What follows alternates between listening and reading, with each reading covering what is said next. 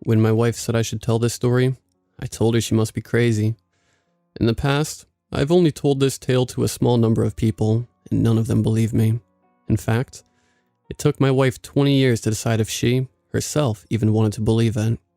She smiled and looked at me the way a mother looks at a stubborn child. "I meant you should write it," she said. "If you finish it and decide to send it out to the world, great. If not, lock it in a drawer and forget about it. Either way, it might help you put it to rest once and for all." I couldn't argue with that logic. She knew how much this had weighed on me for most of my life, and I really do want to put it to rest. So here I sit in front of my computer, ready to put to word the story that has been a hindrance to the most of my life. It's really funny, actually, how sometimes such a small, meaningless act can affect a person permanently. For me, it was getting a simple glass of water in the middle of the night. But that's actually not where this story really begins. I was 13 when we moved out of the house in town, and into the house out in the country. The old house had just become too small and cramped, and my parents had always dreamed of living in the country. The new house was a good deal larger and had several acres with it. I was excited because I would have a bigger room, more space outside to do whatever, and the awesome den my dad planned to turn into a rec room, sweeten the deal even more. Mom and Dad both had their reasons to be excited, but it was the aspect of putting in a garden that had my mom ecstatic. She had gardened with her grandmother as a child, and it gave her many great memories. Now the thought of finally having her own brought everything full circle. Dad was just glad to be out of the damn city, as he referred to it, even though our town was far from large enough to be classified as such. Regardless of our various reasons, we all felt like it was a great opportunity. That spring, my mom began work on her garden. Dad and I helped when we could, but it was hers, and she wanted to do most of the work herself.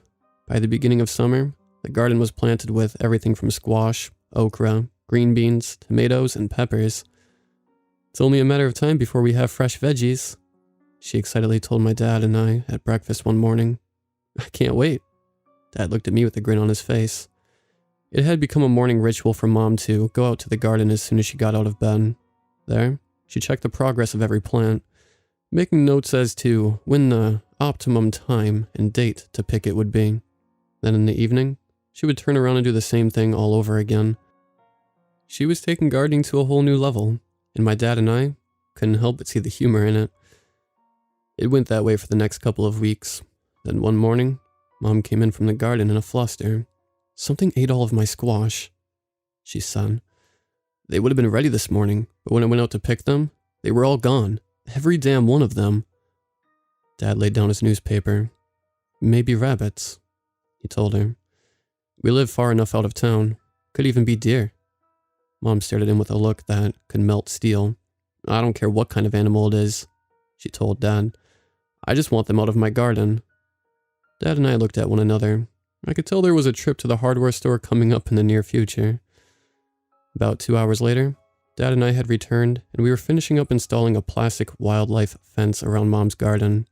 As we worked, Mom sat on the back patio, drinking a glass of iced tea. "Let's see the bastards get through that," she said to no one in particular at one point. Dad looked at me with a look that said, "Hope this works." For the next week, the fence did work. Dad and I both felt relieved by its success. He had even assured Mom that the problem had been solved. But one morning, I was awakened by my mom's upset voice coming from the kitchen. I got out of bed and cautiously went to see what happened. As I entered the kitchen, I saw Mom sitting at the table, trying to be calm, but it was obviously not working. She stared at me as I walked in.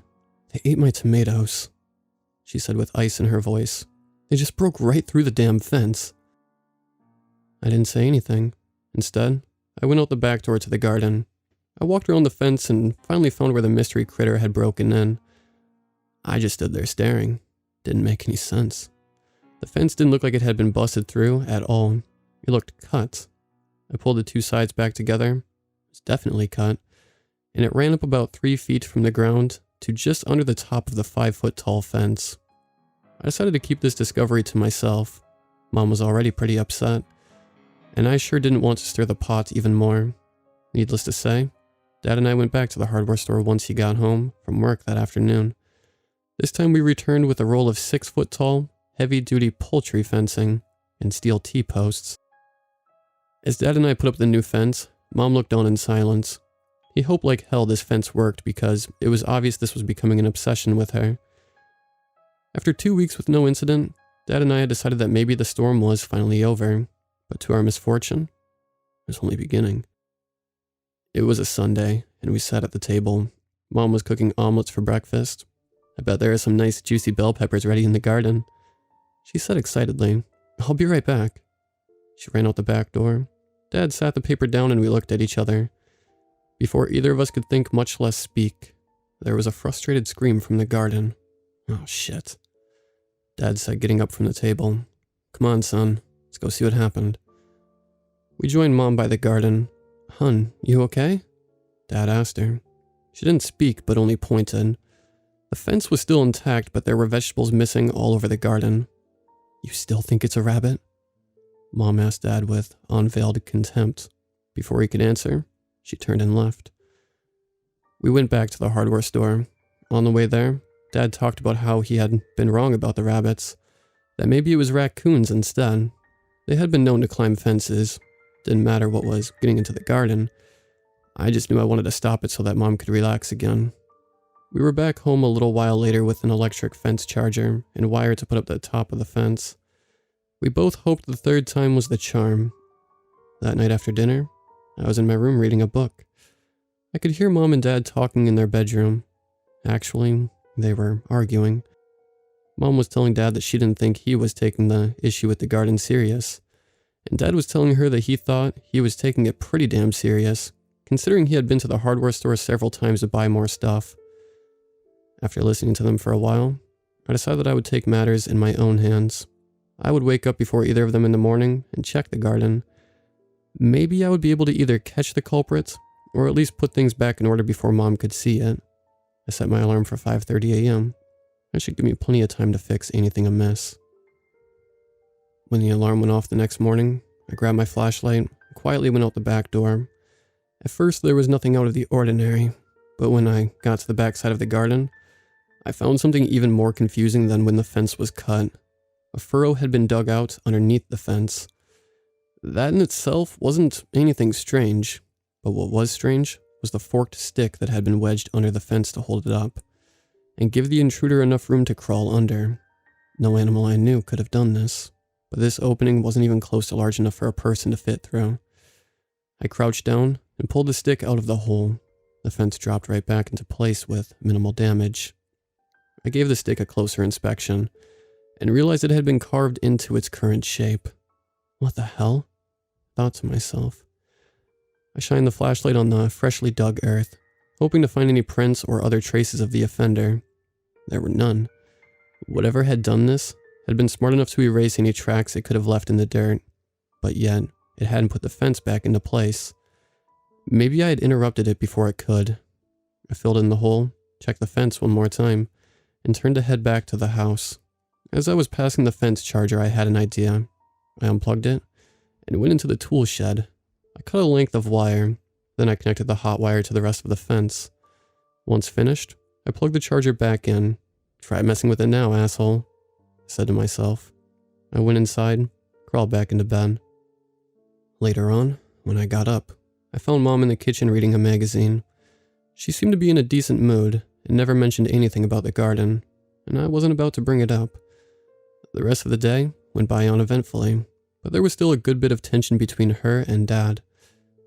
After they went to bed, I stayed up to watch a movie in the living room but ended up falling asleep on the couch. I'm not sure what time it was when I woke up, but I had slept long enough for the movie to be over. I decided I better go to bed, but first, I wanted a glass of water. I walked to the kitchen, got a glass from the cabinet, and filled it at the sink. I was just about to take a drink when I heard a loud pop, followed by a strange yelp. I went to the back door and looked out at the garden. I couldn't believe what I saw. Standing by the garden fence was a little man. He was an ugly little creature with warty, olive-colored skin, and he stood about 2 feet tall.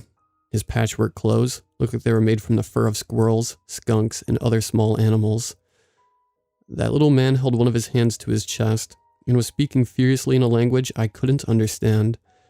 but I could make a pretty good guess as to what it was.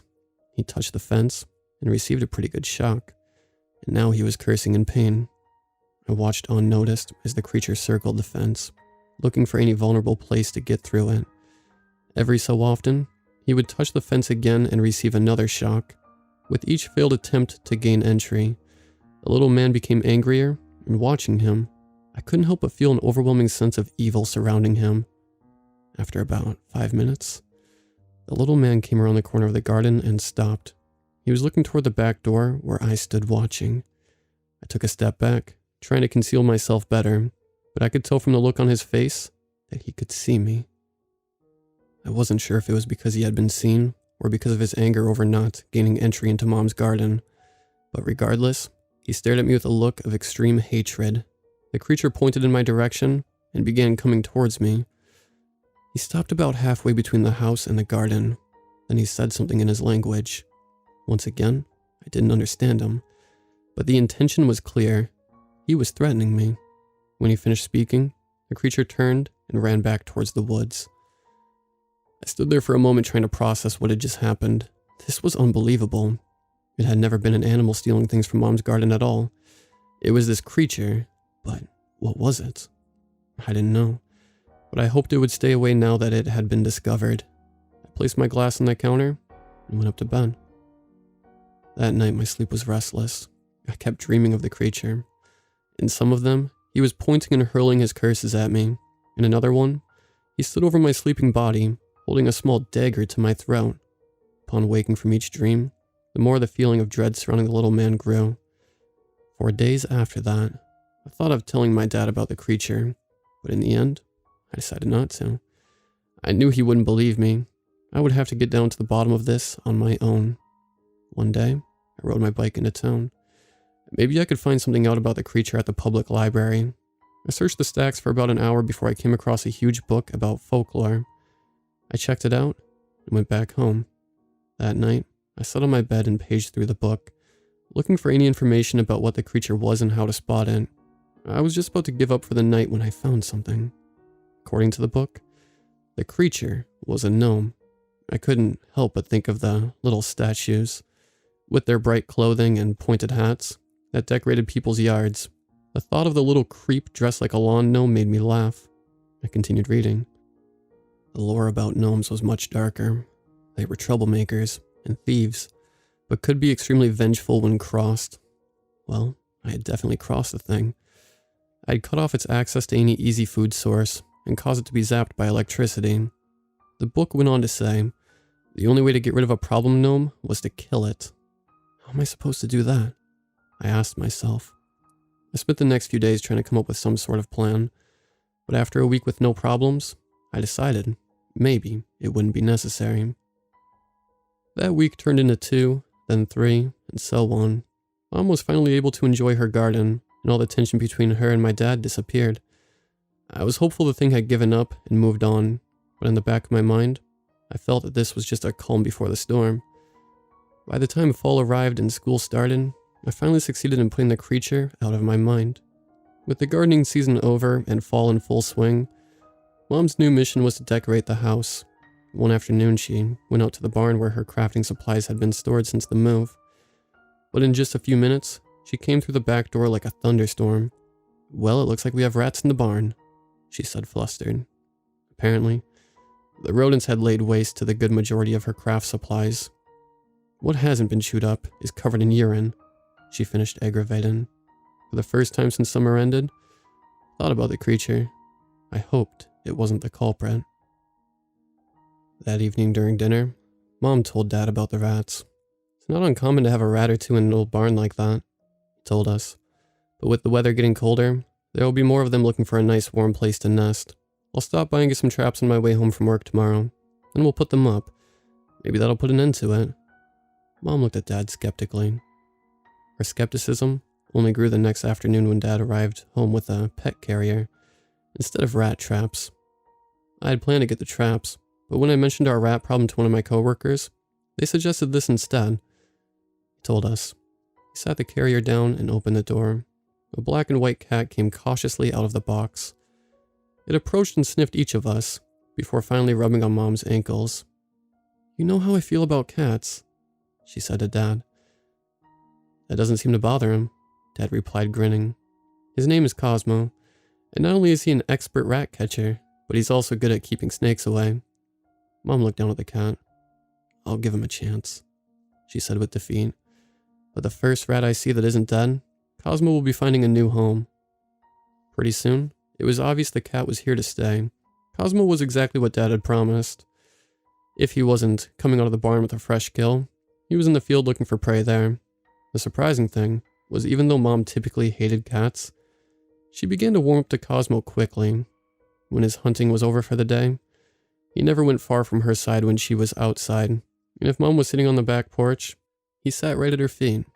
Like I said, that late summer and early fall were pretty good, but things were about to change. One Friday night, I had gone to a friend's house to watch a movie. By the time I rode my bike into my driveway, it was after midnight. I wheeled the bike over to the side of the house and leaned it against the wall. Dad usually left the back door unlocked for me if I came home late, so I started around to that side of the house. I had just rounded the corner when I saw something lying on the back porch steps.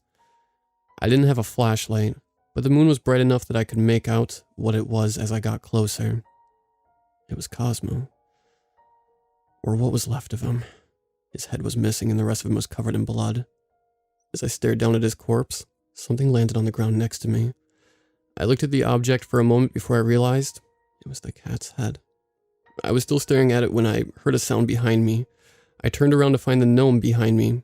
He stood about 5 feet away and held a small, blood-smeared dagger. He pointed the weapon at me, speaking in obvious threat. Then he started coming towards me. I had to think fast. I pulled my backpack off and threw it at him. I knew it was a long shot, but hoped it would buy me enough time to get into the house. Unfortunately, in my haste, I forgot an important detail, and as I turned to run up the steps, I stumbled over the dead cat's body and ended up sprawled on the porch. I tried to get back to my feet, but before I could, the gnome was right there. He lunged at me while slashing with his knife. I had just enough time to raise my leg and kick the creepy little bastard, sending him flying. At the same time, I felt a searing pain in my leg. He must have cut me during the scuffle. I got to my feet and looked around for the little troll. My kick had knocked him about 10 feet out into the yard, but he was getting back up already. He spat a curse at me as he made another slashing motion with his knife. It was only a matter of time before he resumed his attack, so I needed something to use as a weapon. I looked around the porch and saw the antique iron my mom used as a doorstop. I picked it up and hurled it at the gnome. The iron hit him square in the chest, and he dropped the knife as he fell to the ground like a sack of potatoes. Before the gnome could get up, I ran for the knife. I snatched it up on the run and jumped on the evil creature. He thrashed under me like a madman while spitting curses at me. I wasted no time and buried the little knife in his chest. After a moment, he quit moving, and I was certain the gnome was dead. I took his body to the edge of the woods and threw him as far in as I could. Hopefully, something would eat the little creep. I turned, walked back to the house, picked my bag up, and went in. I walked into the bathroom to look at the wound on my leg. The cut wasn't too deep, but it was bleeding like crazy. I doctored it with alcohol and wrapped it with a bandage. Then I quietly went down the hall to my room. My parents didn't even stir as I walked by their door. I couldn't believe they'd slept through all the commotion. I got out of my clothes, slipped into bed. I felt so bad about Cosmo. Mom had really started to like him, and now he was dead. But at least Cosmo's death hadn't been in vain. As I came into the kitchen the next morning, I found Dad and Mom sitting at the table. I could tell from the way they acted that they must have found Cosmo. I sat down. Is everything okay? I asked, playing dumb. Dad looked at me with a frown. Something killed Cosmo last night, he said. Did you see him when you came home? I thought quickly. I didn't see Cosmo, but there was a coyote in the yard, I said. It was sniffing around, and when I tried to scare it away, it got mad instead and scratched me. I showed them my bandaged leg. I thought it was going to attack me again, so then I threw the doorstop at it. After that, it left, but I guess it must have come back, I said with sadness. Mom walked over and hugged me. It's okay, son, she said drearily. I know you tried your best, but next time you see a wild animal, come get me or your dad. I promised I would, while mentally sighing with relief. I hated lying to them. But as I've said, they would have never believed me about the gnome. As I sit looking at the words in front of me, I'm relieved to say my wife was right. With this story told, I feel like a weight has been lifted off my shoulders. Some of you reading this will think this sounds too crazy to be true, but I assure you it happened. And I'll give you a word of advice. Never piss off a garden gnome.